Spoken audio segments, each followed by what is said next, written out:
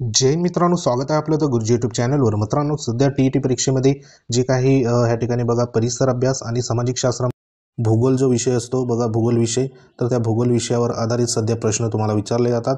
त्याच्यामध्ये या ठिकाणी सामाजिक शास्त्रामध्ये जवळपास बघा 5 ते 6 प्रश्न सध्या भूगोल या संदर्भात तुम्हाला 60 प्रश्नामध्ये सध्या विचारले जातात।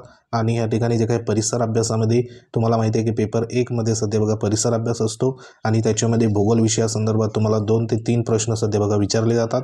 आणि एकूण जी टोटल सध्या तुम्हाला परिसर अभ्यास हे 30 मार्कासाठी असतं आणि सामाजिक शास्त्र पेपर 2 मध्ये 60 मार्कासाठी असतं। तर ह्यासाठी भूगोल जो काही विषय आहे तर त्या भूगोल विषयावरती आधारित जे क्रमिक पाठ्यपुस्तक आहे तर त्याच्यामधले सध्या जे काही प्रश्न असेल तर ते प्रश्न सध्या बघा विचारले जातात। तर त्या दृष्टीने महत्त्वाचं आपण जे काही आजच्या व्हिडिओमध्ये 50 जे सध्या महत्त्वाचे प्रश्न मागे जे विचारण्यात आलेले होते टी परीक्षेमध्ये आणि सध्या ह्या ठिकाणी जे प्रश्न असेल तर त्या प्रश्नाचं आपण उत्तर आणि त्या प्रश्नाचं स्पष्टीकरण देखील बघणार आहोत, जेणेकरून तुम्हाला त्या प्रश्नासंदर्भात अधिक माहिती सध्या बघा कळेल। आणि हा जो व्हिडिओ असेल तर तुम्हाला जवळपास या व्हिडिओच्या माध्यमातून तुम्हाला नक्कीच 5 ते 6 मार्काचा सध्या बघा तुम्हाला फायदा होऊ शकतो। तर आवर्जून व्हिडिओ शेवटपर्यंत तुम्ही नक्की बघा। तर चला तर सुरुवात करूया।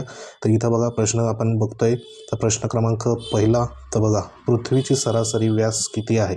पृथ्वीचा जो काही व्यास आहे तर तो सरासरी व्यास किती आहे अशा पद्धतीने प्रश्न सध्या विचारण्यात आलेला आहे। तर पृथ्वीचा व्यास आपल्याला माहिती पाहिजे, पृथ्वीचा व्यास किती आहे तर 12,742 किलोमीटर एवढा सध्या पृथ्वीचा व्यास आहे। आणि तो जो व्यास आहे तर तो बघा पृथ्वीच्या ध्रुवीय व्यासापेक्षा थोडा अधिक आहे, हे एक लक्षात ठेवा। कारण पृथ्वीचा जो काही विषुववृत्तावरील व्यास जो आहे तर तो 12,742 एवढा आहे किलोमीटर। आणि हा जो आहे तर तो जो काही ध्रुवीय व्यास आहे तर त्या ध्रुवीय व्यासापेक्षा थोडा अधिक आहे, ध्रुवीय व्यास ह्याच्यापेक्षा कमी आहे। तर ह्याच्या हे संदर्भात तुम्ही लक्षात असू द्या।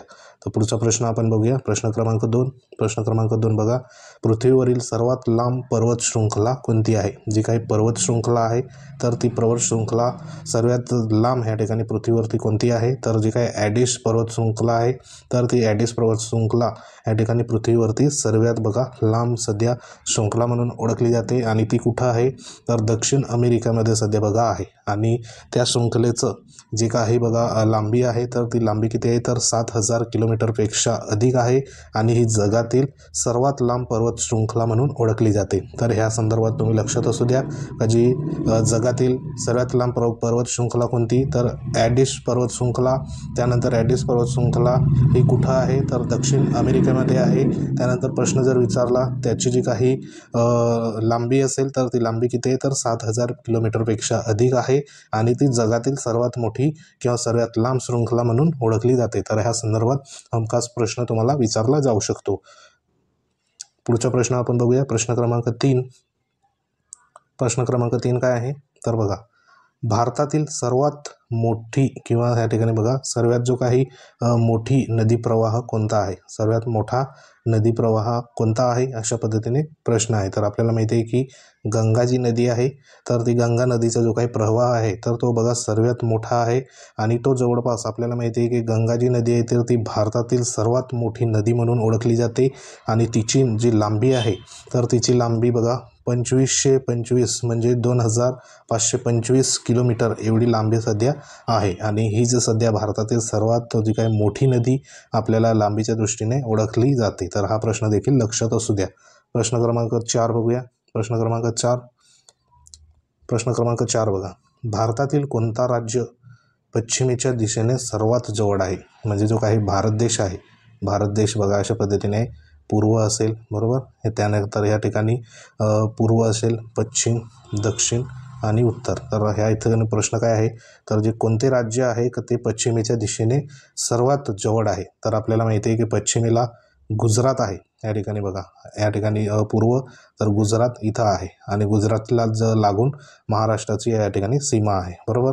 तर गुजरात जे राज्य आहे तर ते भारताच्या पश्चिम किनारपट्टीवर आहे आणि ते अरबी समुद्राला लागून आहे। म्हणजे गुजरातची जी काही बॉर्डर आहे तर ती बॉर्डर बघा ज्या ठिकाणी अरबी समुद्राला सध्या लागून आहे।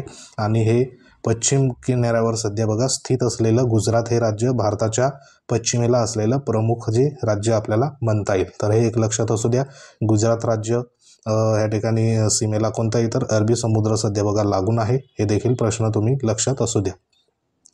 प्रश्न क्रमांक 5 बघूया, तर प्रश्न क्रमांक 5 बघा, वायुमंडळातील कोणता घटक, या ठिकाणी बघा वायुमंडळातील कोणत्या घटकाचं प्रमाण सर्वात जास्त आहे. तर जे काही वायू घटक आहे तर आपल्याला माहिती आहे की सध्या वातावरणामध्ये नायट्रोजनचं प्रमाण 78% आहे, बरोबर. तर नायट्रोजन हा सर्वात जास्त असलेला वायू सध्या बघा वायुमंडळामध्ये आढळतो. आणि जे आपल्याला जीवन जगण्यासाठी आवश्यक जे ऑक्सिजन आहे तर त्या ऑक्सिजन जवळपास बघा 21% फक्त ऑक्सिजन आपल्याला वातावरणामध्ये सध्या जे आपण सध्या जीवन जगण्यासाठी ऑक्सिजनचा या ठिकाणी बघा आपण घेत असतो. तर त्या संदर्भात हा महत्त्वाचा प्रश्न आहे. तर इथं प्रश्न तुम्हाला विचारला गेला आहे की सर्वात जे काही प्रमाण आहे जास्त प्रमाण वायुमंडळातील कोणत्या वायूचे आहे तर नायट्रोजनचं. त्यानंतर आपल्या जीवनासाठी आवश्यक असलेला जो वायू आहे तर तो ऑक्सिजन. ऑक्सिजन म्हणजे काय तर O2 म्हणून ह्या ठिकाणी आपण ओळखला जातो. तर हे एक लक्षात असू द्या. पुढचा प्रश्न बघा, प्रश्न क्रमांक 6. मानवी क्रियाकल्पामुळे होणारे ग्लोबल वॉर्मिंगचे मुख्य कारण काय आहे. जे काही ग्लोबल वॉर्मिंग होत आहे तर त्या ग्लोबल वॉर्मिंगचे इथे मानवी जो क्रियाकल्प असेल म्हणजे मानवांच्या जे काही क्रिया असेल तर त्यामुळे होणारं ग्लोबल वॉर्मिंगचं मुख्य कारण काय आहे. तर आपल्याला माहिती आहे की त्या संदर्भात उत्तर काय तर हरितगृह वायूचे उत्सर्जन हे प्रमुख कार्य सध्या आपल्याला म्हणता येईल. तर हे जे कारण आहे तर ह्याच्यामध्ये बघा जे कार्बन डायऑक्साईड असतं म्हणजे जो CO2 असतो तर तो CO2 आणि इतर हरितगृह वायूचे बघा प्रमाण वाढल्यामुळे पृथ्वीच्या वातावरणाचे तापमान सध्या वाढत जाते.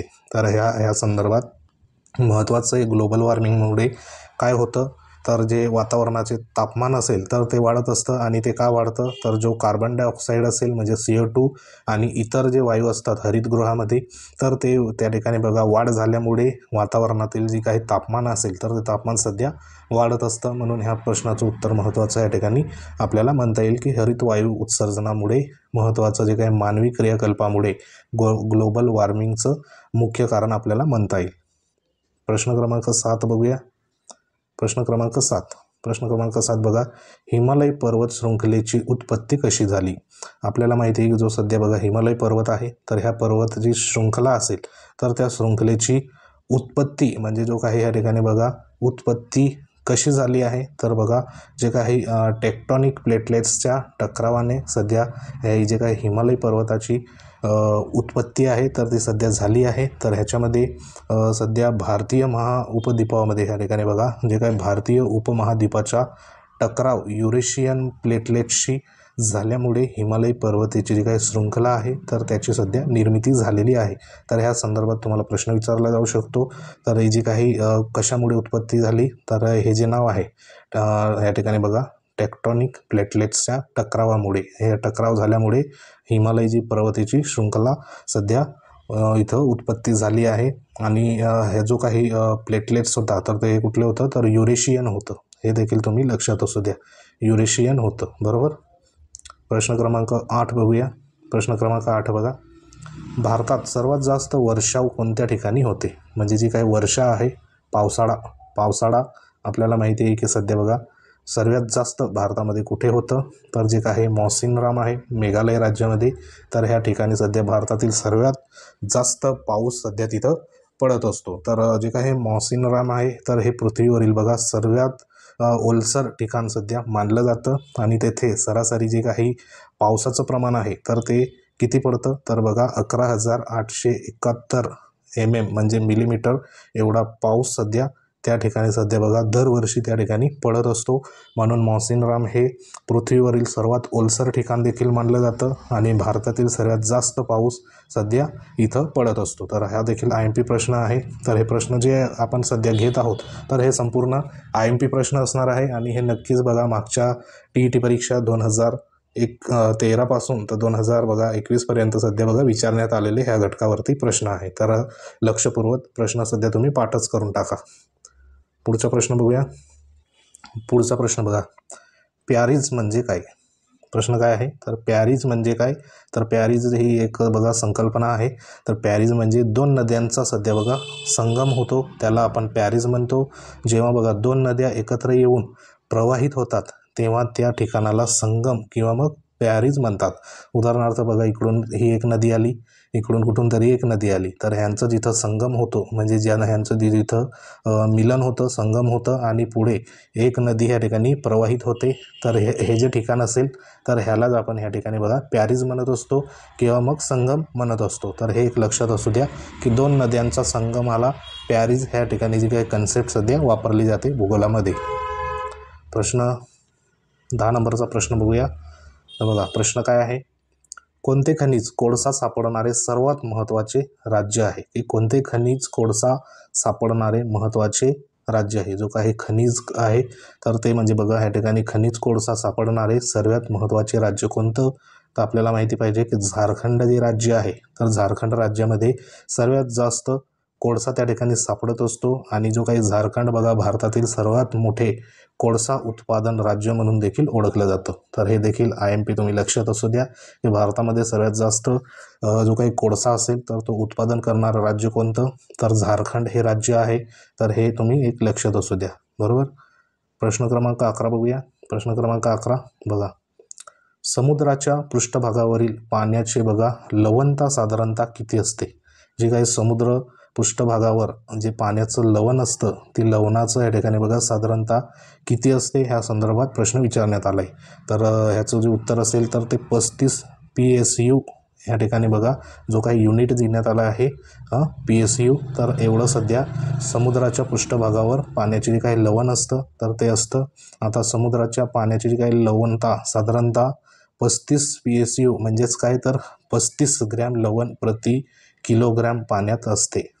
बरोबर. हे जे काही 35 PSU, तर PSUचा जो काही ह्या ठिकाणी बघा फुल फॉर्म काय म्हणता येईल, तर प्रॅक्टिकल ह्या संदर्भात बघा युनिटचं नाव आपल्याला म्हणता येईल.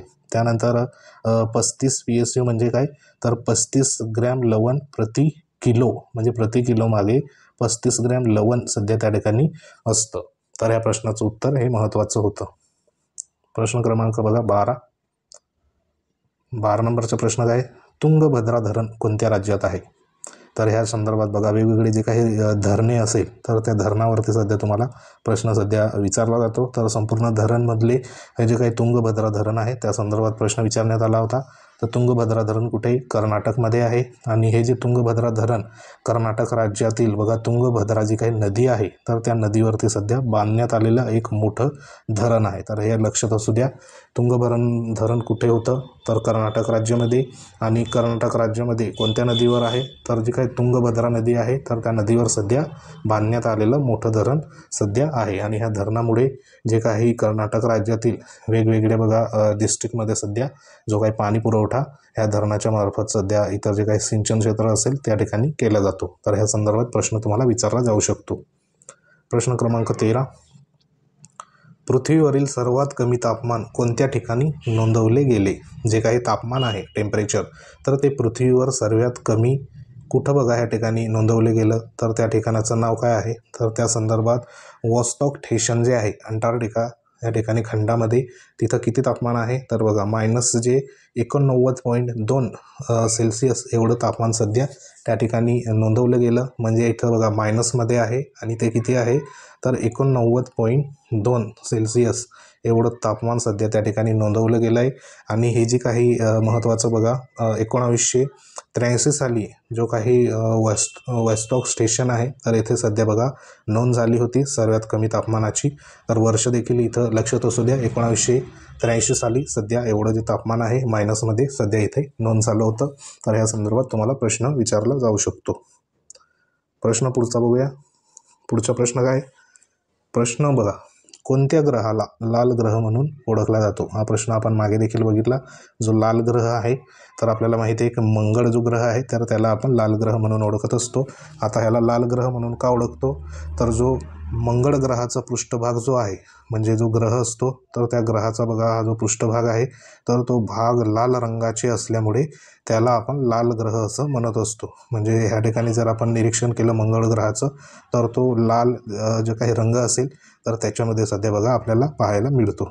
महत्त्वाचा प्रश्न होता. प्रश्न क्रमांक 15 बघूया. प्रश्न क्रमांक 15, नील नदी बघा कोणत्या देशातून वाहते? जी काही नील नदी आहे तर ती नील नदी कोणत्या देशातून वाहते?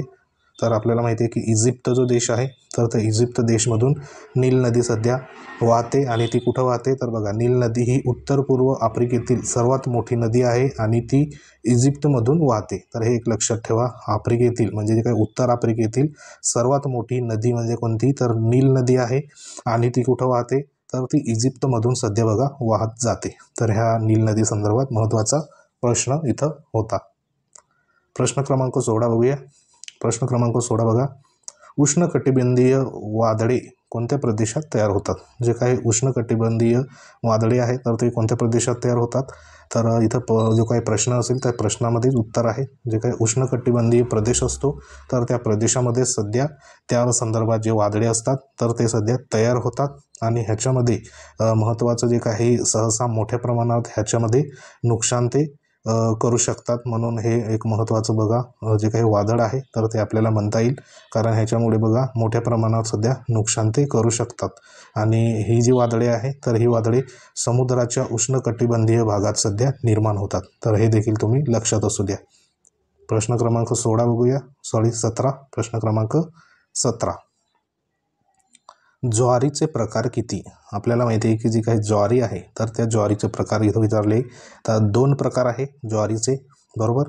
त्याच्यामध्ये बघा सागर ज्वार आणि सागर संपाती असे जे काही 2 महत्त्वाचे या ठिकाणी आपल्याला म्हणता येईल का ते ज्वारीचे प्रकार आहेत.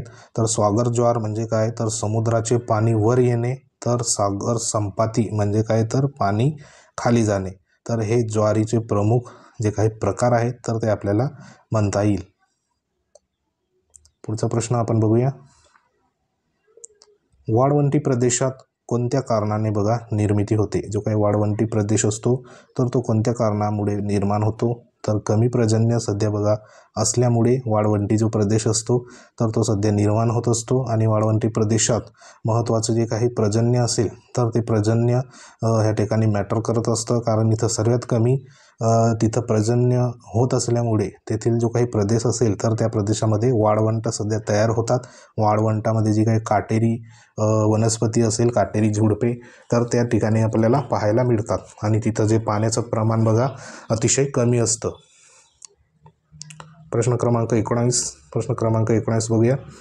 पृथ्वीचे कोणते स्तर लोह निकलपासून बनलेले आहेत? जे काही स्तर असतात, पृथ्वी असते तर त्या पृथ्वीमध्ये बघा वेगवेगळ्या प्रकारचे अंतर्गत जे काही स्तर असतात तर त्याच्यामध्ये जो काही लोह आणि निकेलपासून बनलेला जो स्तर आहे तर तो आपल्याला माहिती आहे की गाभा जो आहे कोर, तर तो गाभामध्ये लोह आणि निकेल याचे मिश्रण सध्या बघा आढळते आणि हा जो गाभा असतो मध्य सेंटरला तर त्याला आपण इथं म्हणू शकतो की लोह आणि निकेल ह्या थरापासून सध्या तो बनलेला असतो. तर हा प्रश्न सध्या तुम्ही लक्षात असू द्या. प्रश्न क्रमांक 20 बघूया.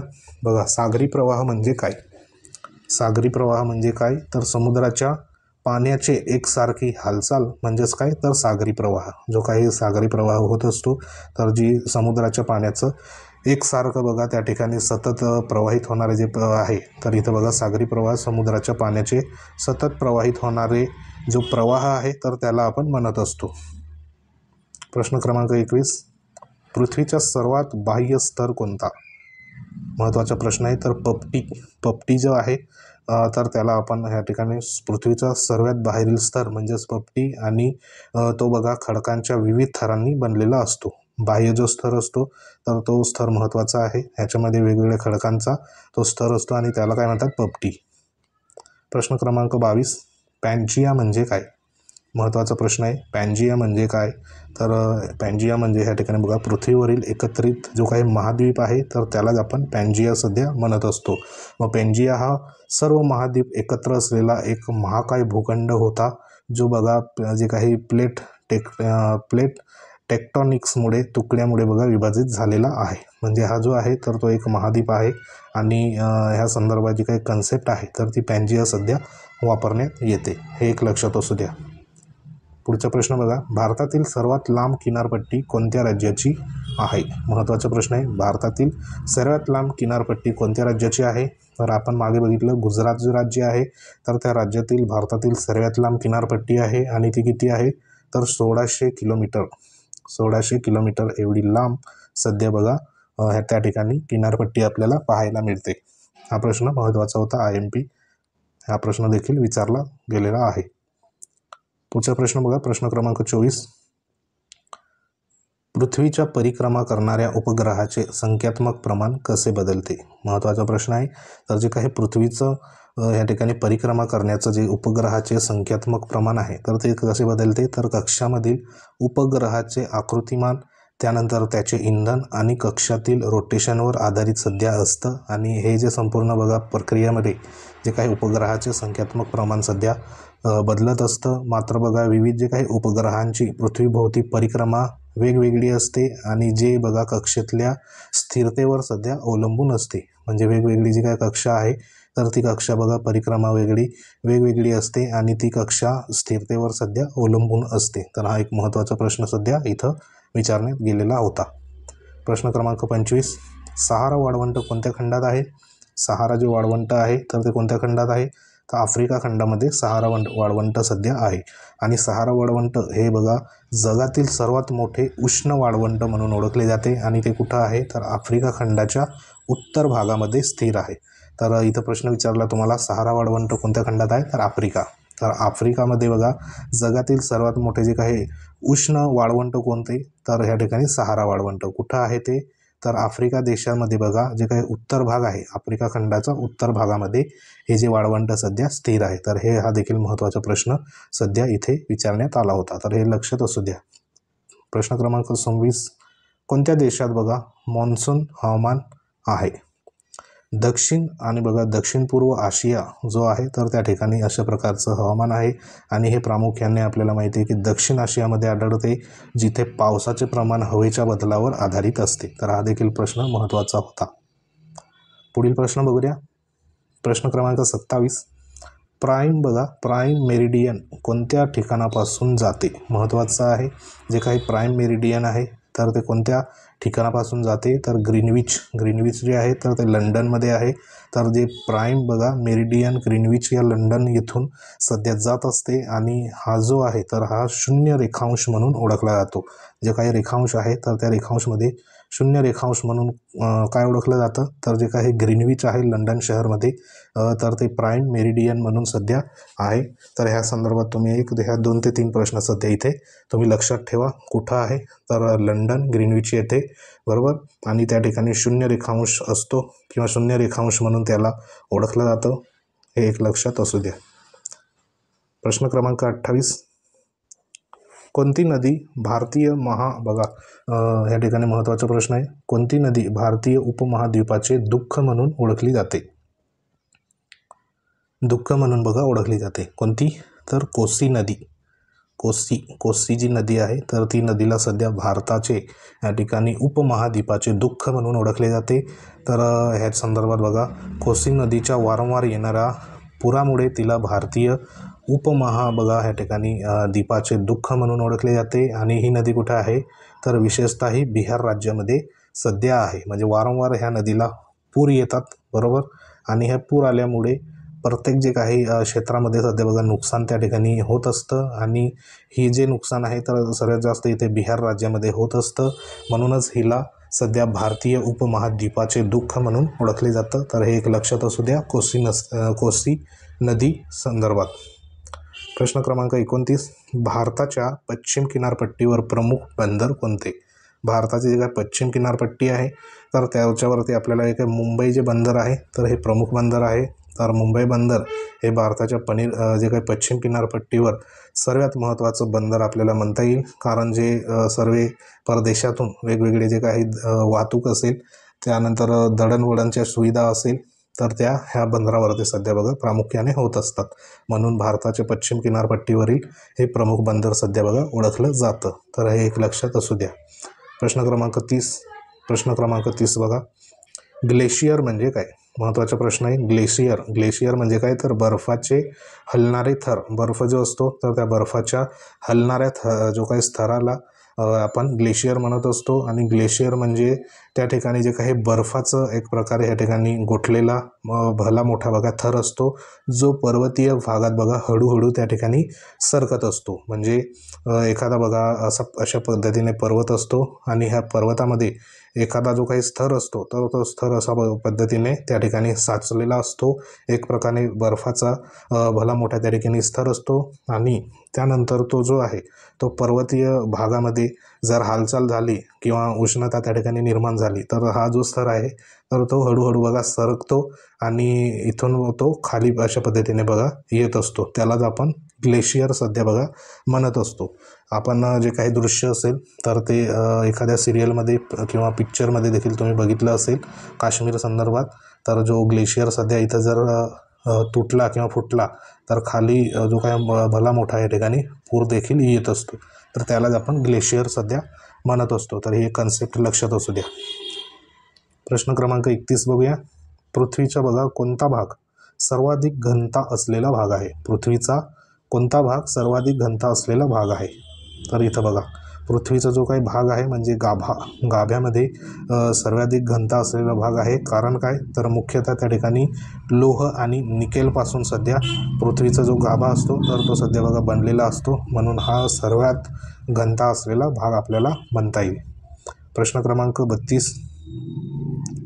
सूर्याचा प्रकाश पृथ्वीपासून बघा पोहोचण्यास किती वेळ लागतो? तर हा प्रश्न प्रत्येक परीक्षेमध्ये विचारला जातो. तर सुमारे 8 मिनिटं 20 सेकंद एवढा सध्या बघा ह्या ठिकाणी वेळ लागतो. कारण काय तर प्रकाशाचा जो वेग आहे तर तो प्रकाशाचा वेग आपल्याला म्हणता येईल की ह्या ठिकाणी बघा किती किलोमीटर प्रति सेकंद आहे. तर इथं आपण बघू शकतो की ह्या ठिकाणी बघा 3 लाख किलोमीटर प्रति सेकंद सध्या असतो. तर ह्या संदर्भात तुम्हाला प्रश्न देखील विचारला जाऊ शकतो. तर हे स्पष्टीकरण एक लक्षात असू द्या.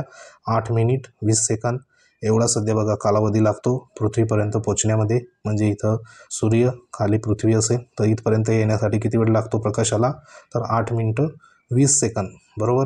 आणि त्याचा जो काही प्रति किलोमीटर जो सध्या वेग आहे तर तो जवळपास 3 लाख किलोमीटर प्रति सेकंद एवढा सध्या प्रकाशाचा वेग आपल्याला म्हणता येईल. प्रश्न क्रमांक 33. डेल्टा म्हणजे काय? डेल्टा म्हणजे काय तर नदीच्या मुखाजवळील त्रिकोणी भाग त्यालाच आपण डेल्टा असं म्हणतो. जेव्हा बघा नदी जेव्हा समुद्रात मिळते तेव्हा तिने वाहून आणलेला जो काही गाळ असतो तर तो मुखाजवळ सध्या साचतो. त्यामुळे त्रिकोणी आकाराचा सध्या डेल्टा त्या ठिकाणी तयार होतो. कारण बघा नदी आपल्याला माहिती आहे की वेगवेगळ्या राज्यातून वेगवेगळ्या ठिकाणातून सध्या कुठं त्या ठिकाणी एकत्र होत असतात की जे समुद्र असेल तर त्या समुद्राच्या ठिकाणी सध्या बघा एकत्र होत असतात बरोबर. जेव्हा नदी वाहून येते तेव्हा त्या नदीबरोबर खडक असेल, वेगवेगळे पालापाचोळा असेल किंवा मग जी माती असेल, गाळ असेल तर ती सध्या बघा त्या ठिकाणी समुद्रापर्यंत वाहून घेऊन येते. आणि त्या ठिकाणी जो काही एंट्री होते म्हणजे जे मुख असतं समुद्राच्या ठिकाणी तर त्या मुखाजवळ सध्या बघा गाळ किंवा इतर ज्या काही गोष्टी असेल तर त्या ठिकाणी अशा पद्धतीने साचत असतात. आणि त्या साचल्यामुळे सध्या तिथे एक त्रिकोणी अशा पद्धतीने भाग तयार होतो. कारण इथे टकराव झाल्यामुळे आणि त्यालाच आपण ह्या ठिकाणी डेल्टा सध्या म्हणत असतो. तर हे एक लक्षात तुम्ही असू द्या. प्रश्न क्रमांक बघा 34. भारतात कोणत्या बघा प्रदेश जो आहे तो थार वाळवंट म्हणून ओळखला जातो? आता इथे थार जो वाळवंट आहे तर तो थार वाळवंट कुठं आहे तर बघा राजस्थान जो या ठिकाणी प्रदेश आहे तर त्याला आपण थार वाळवंट म्हणून ओळखला जातो. आणि महत्त्वाचं जे काही भारतातील बघा सर्वात मोठे वाळवंट म्हणून जे थार वाळवंट आहे तर त्याला सध्या आपण ओळखत असतो. तर हे एक लक्षात असू द्या. म्हणजे भारतातील सर्वात मोठं या ठिकाणी जे काही वाळवंट असेल तर ते नेमकं कोणतं तर थार वाळवंट म्हणून त्याचं उत्तर राहणार. आणि थार वाळवंट कुठं आहे तर राजस्थान ह्या राज्यामध्ये सध्या स्थित आहे बरोबर. आणि राजस्थानलाच आपण थार वाळवंट म्हणून देखील सध्या ओळखत असतो. राजस्थानचा जो प्रदेश असेल तर त्या संदर्भात असे इथं 2 ते 3 प्रश्न तुमचे तयार होतात. तर हे एक लक्षात असू द्या. तर महत्त्वाचे प्रश्न आहे. तर व्हिडिओ आवडत असेल तर लाईक करा, शेअर करा इतरांना देखील जोपर्यंत जास्तीत जास्त विद्यार्थ्यांना बघा ह्या ठिकाणी या व्हिडिओच्या माध्यमातून फायदा होणे गरजेचं आहे. जर नवीन असाल तर चॅनलला सबस्क्राईब देखील करून घ्या. अशाच प्रकारचे आपण व्हिडिओ इतर घटकांचे देखील सध्या बघा घेऊन येणार आहोत. तर पुढचा प्रश्न आपण बघूया. पुढचा प्रश्न बघा वॉटरशेड म्हणजे काय? वॉटरशेड म्हणजे काय, तर वॉटरशेड म्हणजे दोन नदी प्रणाल्यांना वेगळी करणारे जो काही भूभाग असतो तर त्यालाच आपण वॉटरशेड सध्या म्हणत असतो. मग वॉटरशेड जी प्रणाली आहे तर ती प्रणाली म्हणजे ज्या दोन ह्या ठिकाणी बघा नद्या असतात तर त्या नद्या प्रणाल्यांना मध्यभागी जो असलेला भूभाग जी पाण्यामुळे बघा प्रवाह वेगवेगळ्या दिशेने वाहतो तर त्यालाच आपण वॉटरशेड म्हणून इथं ओळखलं जातो. प्रश्न क्रमांक 35, टॉर्नेडो हा कोणत्या प्रकारचा नैसर्गिक आपत्ती आहे, बरोबर. तर ह्या ठिकाणी बघा टॉर्नेडो आपल्याला माहिती पाहिजे की जे वायुवादळ आहे तर वायुवादळ ह्या ठिकाणी आपण जी काही नैसर्गिक आपत्ती असेल तर तिला आपण म्हणत असतो. आणि टॉर्नेडो म्हणजे काय, तर जोरदार जो ह्या ठिकाणी घुमावदार झोत असतो ज्यामुळे मोठ्या प्रमाणात नुकसान सध्या होऊ शकते. सध्या बघा जे वादळ येतं अशा पद्धतीने गोल गोल गोल गोल जे सध्या फिरत येतं तर त्यालाच आपण टॉर्नेडो सध्या बघा म्हणत असतो, म्हणजे वायुवादळ. आणि हे अशा पद्धतीने गोल गोल गोल गोल अशा पद्धतीने फिरत आल्यामुळे जे काही आजूबाजूला असलेलं सध्या जे असेल तर त्या ठिकाणी सध्या बघा नुकसान करत असतं. संपूर्ण जे काही वस्तू असेल तर त्या वस्तू इकडच्या तिकडे उचलून सध्या बघा फेकून देत असतं. तर हा एक महत्त्वाचा नैसर्गिक आपत्तीचा आपण प्रकार या ठिकाणी मानू शकतो. तर हे देखील तुम्ही एक लक्षात असू द्या. पुढचा प्रश्न बघूया. प्रश्न क्रमांक 37, पृथ्वीवरील बघा सर्वात मोठा महासागर कोणता आहे. आपल्याला माहिती पाहिजे पृथ्वीवरील सर्वात मोठा महासागर तर प्रशांत महासागर. या ठिकाणी नावामध्येच अर्थ आहे प्रशांत महासागर हा पृथ्वीवरील सर्वात मोठा महासागर आहे. हे एक लक्षात असू द्या. कारण हा प्रशांत महासागर जो आहे तर तो ह्या ठिकाणी आपल्याला एक सांगता येईल की जो खोल महासागर सर्वात मोठा खोल महासागर देखील आहे आणि सर्वात मोठा पृथ्वीवरील महासागर देखील आहे. तर ह्या दोन गोष्टी इथं तुम्ही लक्षात असू द्या. जो काही खोल असेल म्हणजे जो खोल असेल तर तो खोल देखील आहे आणि आकाराने सर्वात मोठा देखील आहे. या दोन गोष्टी तुम्ही प्रशांत महासागर संदर्भात लक्षात असू द्या, बरोबर. पुढचा प्रश्न आपण बघूया. पुढचा प्रश्न बघा प्रश्न क्रमांक 38. प्रश्न क्रमांक 38 काय आहे प्रश्न, तर प्रश्न बघा क्युरेट म्हणजे काय. तर क्युरेट म्हणजे काय, तर समुद्रातील प्रवाह. क्युरेट जो असतो तर क्युरेट म्हणजे जो समुद्रातील बघा सतत वाहणारा प्राण्याचा जो प्रवाह असतो जे पाणी अशा पद्धतीने वाहतं तर त्या प्रवाहाला थंड किंवा उष्ण त्या ठिकाणी असू शकते, त्यालाच आपण क्युरेट असं म्हणत असतो. हे महत्त्वाचं तुम्ही लक्षात घ्या, बरोबर. प्रश्न क्रमांक पुढचं बघूया.